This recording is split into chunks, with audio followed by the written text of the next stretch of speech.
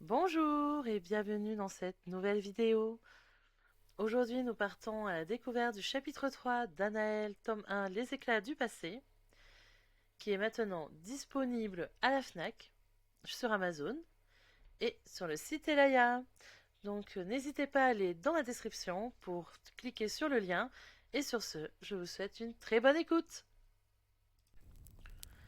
Chapitre 3, Les secrets du passé. Je poussai un long soupir en me retournant pour la 10e fois au moins dans mon tout nouveau lit. Mon matelas mémoire de forme, qui était le plus confortable sur lequel je ne me sois jamais couché, ne m'aidait pourtant pas à rejoindre les bras de Morphée. J'avais encore beaucoup de questions en tête, et cette histoire de brochure ne voulait pas quitter mon esprit. J'aurais voulu me préserver un peu et garder de nouvelles informations pour un autre jour, afin de ne pas avoir le cerveau trop en ébullition. Le matin même, j'étais encore au Japon, et mes ailes apparaissaient pour la première fois. Il faisait chaud à Farley. On était en plein mois d'août, et cela se faisait sentir. Au-dessus de ma tête se trouvait un ciel empli d'étoiles que je continuais à fixer en me sentant de plus en plus stupide. Tout ce que je voulais, c'était dormir. Je le souhaitais même depuis mon réveil dans cette intense douleur qui ne m'avait pas quitté. L'orphelinat aurait d'ailleurs appelé l'hôpital si Mick n'était pas intervenu. Comme pour me narguer, mon nouveau téléphone magique crut bon de m'annoncer qu'il était minuit et qu'une nouvelle journée avait commencé. Sa voix robotique me fit soupirer et je me frottai les ailes du nez avant de lancer un juron. Je décidai alors de me lever et me diriger vers mon bureau. Sur celui-ci trônait une autre brochure déposée par Mick, qui m'avait appris des choses complètement dingues. Certains animaux parlaient et pensaient, les elfes et les géants existaient, la nature était remplie de magie, et bientôt j'allais faire ma rentrée dans un lycée de féerie. Je n'avais jamais été de nature très curieuse. On m'avait toujours répété que c'était un défaut dangereux et agaçant, et de toute manière, j'avais assez d'ennuis pour me rajouter des problèmes inutiles. Mais là, il s'agissait d'un nouvel univers, et j'avais trop de questions en tête. Alors, je décidai de ne pas me ménager en surprise et de saisir la brochure devant moi. Que pouvais-je apprendre de plus surprenant de toute façon? Soudain, celle-ci se mit à vibrer entre mes mains, et je la lâchai en retenant un cri de surprise. Puis, elle s'ouvrit le plus naturellement du monde, et une gerbe de lumière explosa dans ma chambre, brillante comme un soleil en fusion. Je me protégeai les yeux, aveuglé, et sentis les rayons me brûler la peau, puis ce fut le silence total. Suivi d'une voix. Bonjour, je suis l'entité chargée de veiller à votre découverte de Shairi. Veuillez vous installer confortablement et prêter attention à ce qui va suivre. Je baissai les bras qui protégeaient mes yeux, incrédule, et me retrouvai face à un spectre qui semblait fait de poussière d'or. C'était une sorte de silhouette mi-féminine, mi-masculine, qui flottait sereinement en créant un halo de lumière autour d'elle. Je me sentis incapable de lui désobéir, et je tirai donc à moi ma nouvelle chaise de bureau. Mick avait tellement bien meublé ma chambre que je ne manquais de rien, et j'avais même eu droit à une plante qui change de forme. Je m'installai en tailleur et me concentrai pour écouter mon guide inattendu. Celui-ci m'annonça d'un ton calme. Il existe 5 écoles pour les fées comme toi. Ameldor, dirigée par Camélia Aleni. Avec elle, tu apprendras à percer le mystère des plantes, des astres et de l'âme humaine. C'est une femme énigmatique, douée et aguerrie. Son école se trouve au sommet de la plus haute des montagnes de Shaeri. Electra, dirigée par un homme doux, sensible et aimant, nommé Capheus Moore. Il t'apprendra comment devenir une personne juste, qui saura user de ses pouvoirs pour venir en aide aux autres. Son école est située en partie dans le désert de sable et en partie dans une grande plaine herbeuse. Erdoga, dirigé par un homme ténébreux, puissant et courageux, nommé Saphir Tarkam. À ses côtés, tu apprendras à vaincre tes peurs, à devenir puissante et à affronter tes ennemis par la ruse. L'école est située au beau milieu de la forêt sauvage. Torel, dirigée par Oriane Merlot. Cette fée de la nature est énergique, lumineuse et conciliante. Tu apprendras avec elle à respecter la nature et à vivre en harmonie avec tes semblables, sans oublier de profiter de la vie et des joies qu'elle procure, même si il ne faut pas en abuser. Son école se trouve sur une presqu'île et comporte des parties sous-marines. Valinsky, une école dirigée par un homme droit, fort et solide, nommé Ingor Kartov. Il t'enseignera toutes les techniques de combat pour devenir aussi courageuse qu'un véritable guerrier. Son école se trouve au milieu du désert de glace. Et pendant un long moment, l'entité continua de parler, envahissant la pièce de ses paroles plates et lointaines, comme un robot en panne. Elle détailla le nombre de magasins souvent sur Shairi, donna le plan de la ville et continua à énumérer des dizaines d'éléments, encore et encore. Le coup de grâce fut ceci. Nous étions 10 millions à faire notre entrée cette année, et je n'osais même pas imaginer combien nous serions par école. Alors Anna, tu as passé une bonne nuit? Mick me servait une tasse de thé que je ne connaissais pas et qui provenait spécialement de la nouvelle ville dans laquelle nous nous trouvions. Il allait falloir que je songe à lui demander notre adresse exacte. Et il me regardait avec un air interrogatif. Je pensais alors aux cernes bleues et creusées que j'avais découvertes sous mes yeux ce matin, ainsi qu'à mon mal de dos après m'être endormi sur la chaise. Au bout d'un moment, je finis par lui répondre d'une voix hachée. J'ai ouvert la brochure. Un spectre en or en est sorti et m'a décrit toutes les écoles de Shairi et tous les cursus possibles et inimaginables. Il était tellement soporifique que j'ai fini par m'endormir. Je me suis réveillée quand je suis tombée par terre et j'ai découvert que la brochure était partie en laissant de la poussière dorée derrière elle. Waouh! Je n'aurais pas dû lancer de sorts d'intimité. Ça m'aurait permis d'entendre tout ça. Je ne pensais pas que les brochures étaient ainsi. Mais bon, cet univers est truffé de magie. Il va falloir s'y habituer. Ouais, mais allons-y doucement, s'il te plaît. Tu m'as déjà écrit beaucoup de choses sur les planètes, les peuples. Mick, compréhensif, passa le reste de la journée à discuter de manga et d'activités terrestres avec moi, comme nous le faisions toujours sur Terre, en m'expliquant qu'il existait de nombreux équivalents dans notre nouvel univers, et parfois même de meilleurs. Le lendemain, il m'emmena faire des courses, ce qui fut l'occasion de me présenter la ville.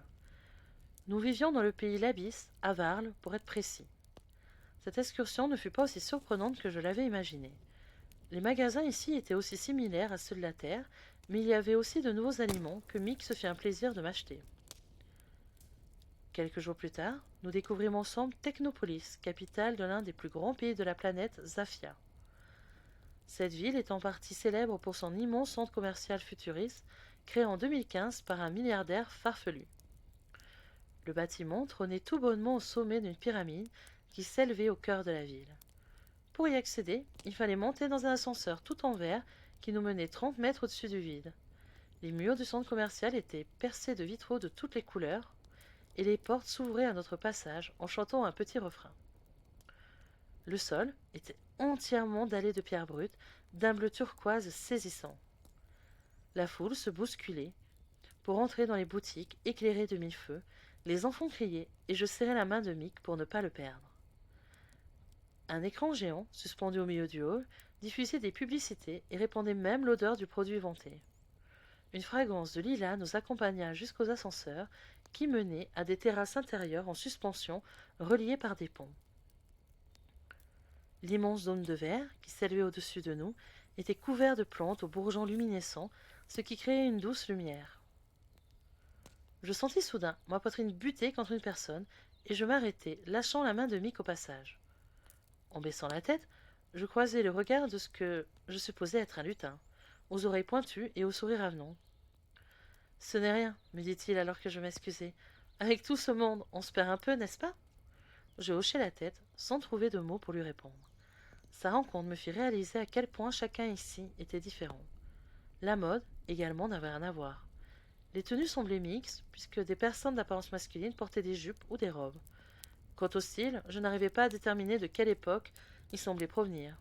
Les riches tissus et les pierres précieuses me rappelaient la Renaissance française, mais les coupes des habits étaient modernes. On retrouvait aussi quelques personnes drapées de la manière des Romains, et partout des couleurs de cheveux de toutes sortes qui me piquaient presque les yeux.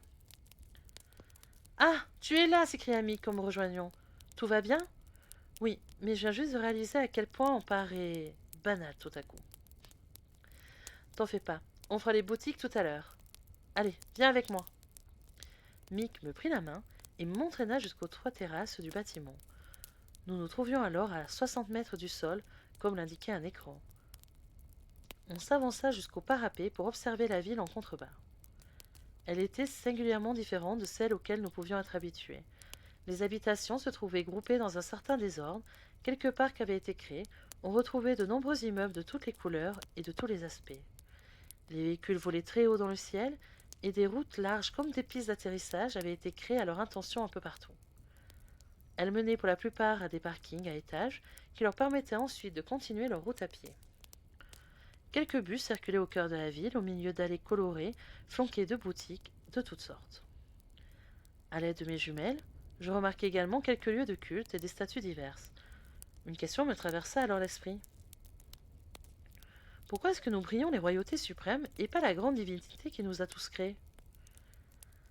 Cette grande divinité n'a pas de forme précise. Nous ignorons à quoi elle ressemble réellement et on ne peut pas décider si elle était un homme, un centaure, une sirène, sans blesser un autre peuple et risquer de créer une guerre. Une part de divinité existe en chacun des rois ou reines suprêmes, mais ce n'est pas lié à la génétique. Lorsqu'un dieu suprême sent son heure arriver, il effectue un rituel pour savoir quelle personne va hériter de la part divine. On ignore comment elle vient en chaque personne, mais en tout cas, elles sont considérées comme les porteuses de la parole divine. Nous prions tous la grande divinité en l'imaginant de la manière qui nous convient le mieux, mais on le fait par l'intercession de ces rois et reines suprêmes, qui possèdent en eux une part de notre grand créateur ou créatrice comme tu le souhaites. Nous l'appelons destinée. Je vois. En tout cas, cette ville est complètement démesurée. Tu as vu cet immeuble là-bas?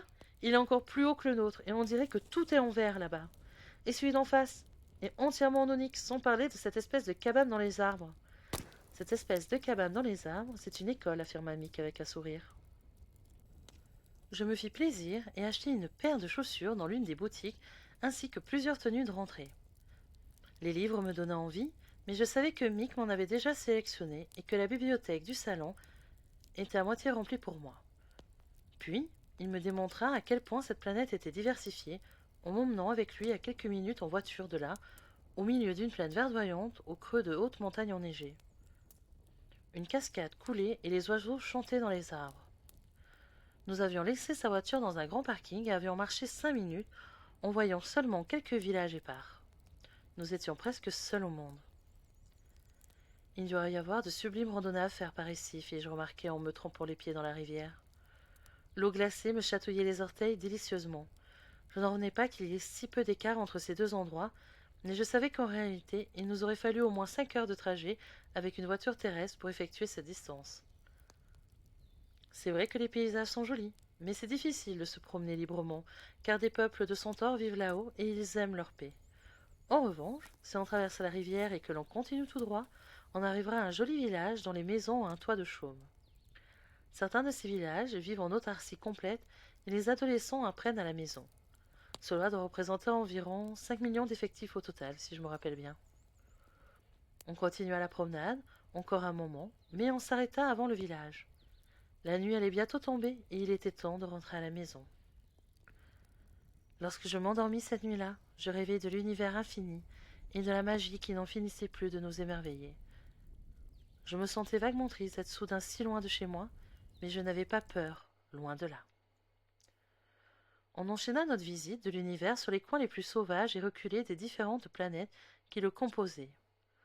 En un instant, on passait de robots et autres objets connectés à la plus solitaire des forêts. On visita notamment Callisté, planète sur laquelle j'assistais à l'envol matinal de dizaines de Pégases dans les hauteurs des montagnes. Je rencontrai même des elfes et admirai de loin cependant les grottes des dragons. Ceux-ci avaient creusé de véritables cratères aux endroits où ils dormaient, et un épais panache de fumée s'échappait de leurs naseaux. Mais plus le temps passait, plus je pensais à la lettre, et c'est ainsi que le 28 août, je demandai à Mick de rester avec moi pendant la lecture. Je le fais tout de suite, au moins c'est fini, et demain je me prépare pour la rentrée, m'exclamai-je sur un ton catégorique. Il posa une main rassurante sur mon épaule gauche. Nous étions assis côte à côte sur le canapé qui faisait face à la cheminée. Un feu crépitait doucement dans l'âtre et dehors il pleuvait à verse. C'était un temps parfait pour s'allonger dans son lit et se plonger dans un roman passionnant. Ça aurait été mon activité si j'avais encore été à l'orphelinat. Je poussai un long soupir, pensai aux Pégases, aux elfes, aux dragons, aux milliers de mystères qui me restaient à découvrir. Et finalement, j'ouvris l'enveloppe. Je dépliai soigneusement le feuillet qu'elle contenait avant de me résoudre à poser les yeux dessus.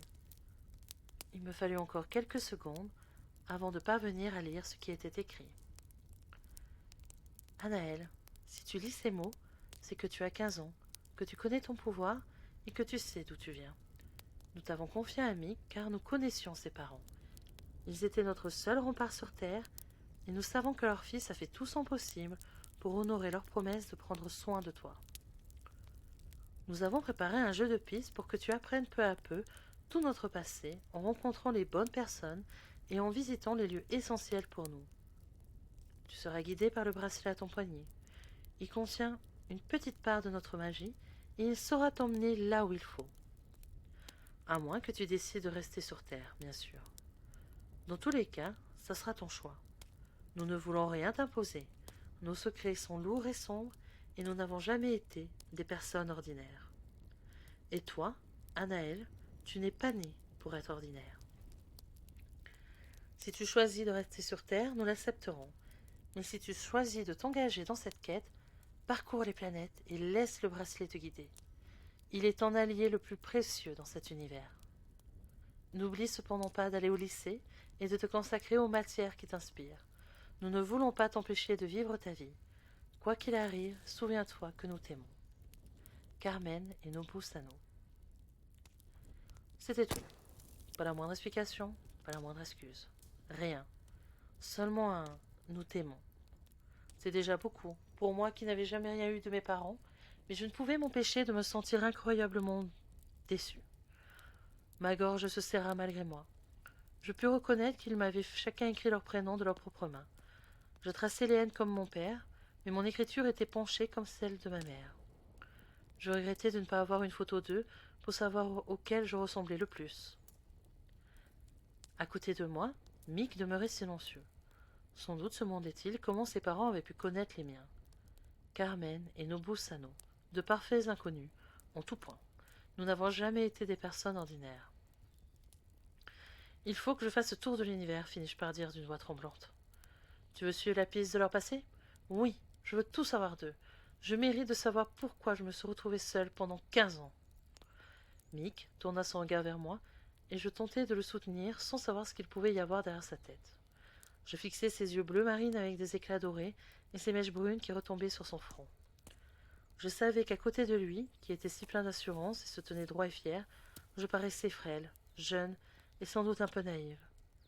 À mon poignet droit, le pendentif de mon bracelet était aussi lumineux que le feu dans l'âtre, plus que jamais. Je comprenais pourquoi Mick m'avait dit que sa lueur n'avait rien de naturel. Le bijou semblait s'être réveillé au contact de la lettre et de ses révélations. Mick eut un sourire et déclara alors « Demain, tu vas te reposer et préparer la rentrée. Tu vas être une adolescente normale. Puis, je demanderai l'autorisation à ton directeur pour faire des sorties avec toi.